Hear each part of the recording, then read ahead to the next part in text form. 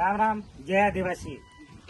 આજરોજ અમારો ગીરમાળી કણિકન શ્રી પૂજનનો કાર્યક્રમ હતો અને એ માટે અમે આદિવાસી સમાજ તરફથી કલેક્ટર સાહેબ પાસે આવેદનપત્ર આપીને અમને મંજૂરી આપવામાં આવી હતી।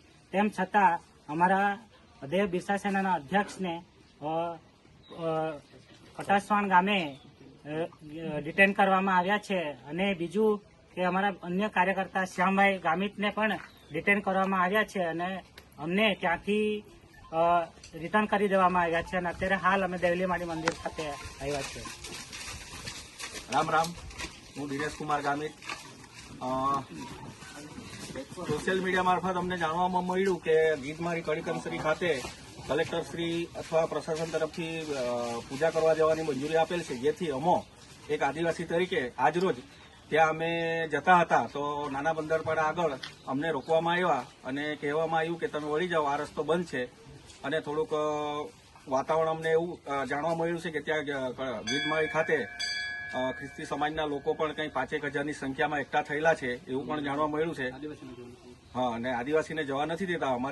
અમારો હક એટલો જ હતો કે અમારી જગ્યા છે ને અમારે ત્યાં જવું હતું, પણ આજે આમ નાગરિક તરીકે મારે પણ બોલવાની ફરજ પડે છે કે આ થોડુંક ખોટું થઈ રહેલું છે અને આવનારા સંજોગોમાં અમે આ બાબતે ઉગ્ર આંદોલન કરીશું, કલેક્ટર શ્રી આગળ ધરણા કરીશું અને આ બાબતે અમારે ન્યાય મળવો જોઈએ। અમે એક આદિવાસીની દેવી છે જ્યાં અમને નથી જવા દેતા। આ તો કઈ રીતનું અમારું ગુજરાત કહેવાય? આ ગુજરાતમાં આવું ન ચાલવું જોઈએ।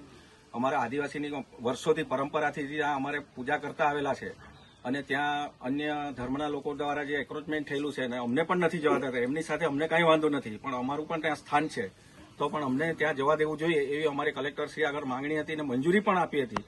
હવે કોકના ઇશારે કંઈક હવે અચાનક આવું કંઈ રંધાઈ ગયું એવું અમને ગંધ આવે છે, તો આ બાબતે પ્રશાસન અને ગુજરાત સરકાર શ્રી તરફ હું આ બાબતે ન્યાયની માંગણી કરું છું કે અમને દેવામાં આવે। અમને કોઈ ધર્મ સાથે વાંધો નથી, પણ અમારી પણ એક દેવસ્થાન ત્યાં બેઠું છે, ત્યાં આદિ અનાદિકાળથી બાપ દાદાથી પૂજતા આવેલા છે, ત્યાં અમને નથી જવા દેતા।